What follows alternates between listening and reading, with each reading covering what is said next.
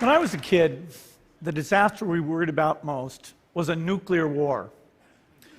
That's why we had a barrel like this down in our basement, filled with cans of food and water. When the nuclear attack came, we were supposed to go downstairs, hunker down, and eat out of that barrel. Today, the greatest risk of global catastrophe doesn't look like this.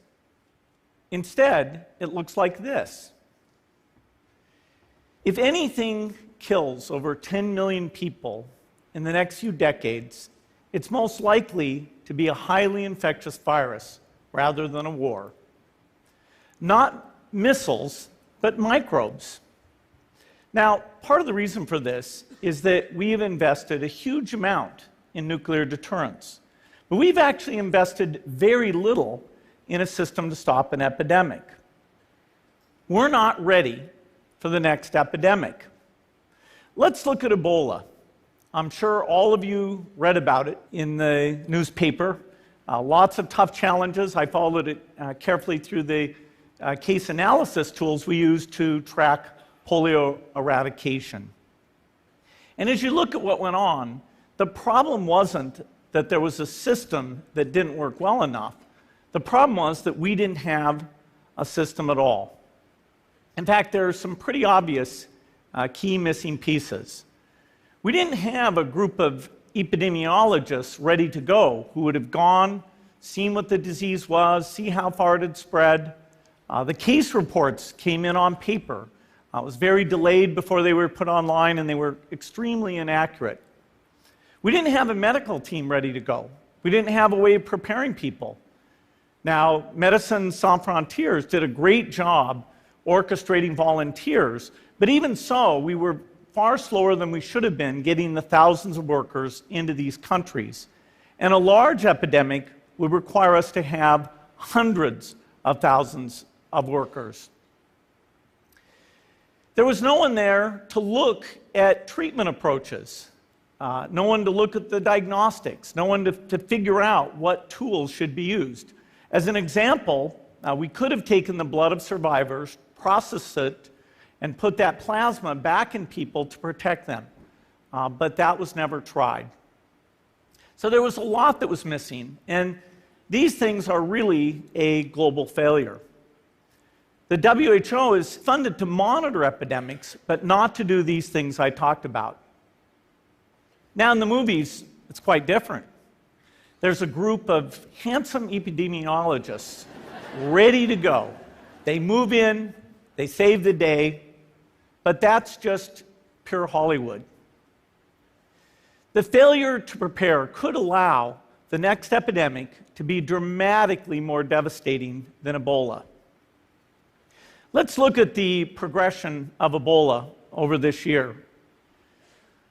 About 10,000 people died, and nearly all were in the 3 West African countries. There's 3 reasons why it didn't spread more. The first is there was a lot of heroic work by the health workers. They found the people and they prevented more infections. The second is the nature of the virus. Ebola does not spread through the air. And by the time you're contagious, most people are so sick that they're bedridden. Third, it didn't get into many urban areas, and that was just luck. If it had gotten into a lot more urban areas, the case numbers would have been much larger. So next time, we might not be so lucky. You can have a virus where people feel well enough while they're infectious that they get on a plane or they go to a market. The source of the virus could be a natural epidemic like Ebola, or it could be bioterrorism. And so there are things that would literally make things 1,000 times worse. In fact, let's look at a model of a virus spread through the air like the Spanish flu back in 1918. So here's what would happen. It would spread throughout the world very, very quickly. And you can see there's over 30 million people die from that epidemic. So this is a serious problem. We should be concerned. But in fact, we can build a really good response system. We have the benefits of all the science and technology that we talk about here. We've got cell phones to get information from the public and get information out to them. We have satellite maps where we can see where people are and where they're moving. We have advances in biology that should dramatically change the turnaround time to look at a pathogen and be able to make drugs and vaccines that fit for that pathogen. So we can have tools, but those tools need to be put into an overall global health system, and we need preparedness. The best lessons, I think, on how to get prepared are, again, what we do for war. For soldiers, we have full-time waiting to go. We have reserves that can scale us up to large numbers. NATO has a mobile unit that can deploy very rapidly. NATO does a lot of war games to check, are people well-trained? Do they understand about fuel and logistics and the same radio frequencies? So they are absolutely ready to go. So those are the kinds of things we need to deal with an epidemic. What are the key pieces? First is we need strong health systems in poor countries. That's where mothers can give birth safely, kids can get all their vaccines, but also where we'll see the outbreak very early on. We need a medical reserve corps, lots of people who've got the training and background who are ready to go with the expertise. And then we need to pair those medical people with the military, taking advantage of the military's ability to move fast, do logistics, and secure areas. We need to do simulations, germ games, not war games, so that we see where the holes are. The last time a germ game was done in the United States was back in 2001, and it didn't go so well.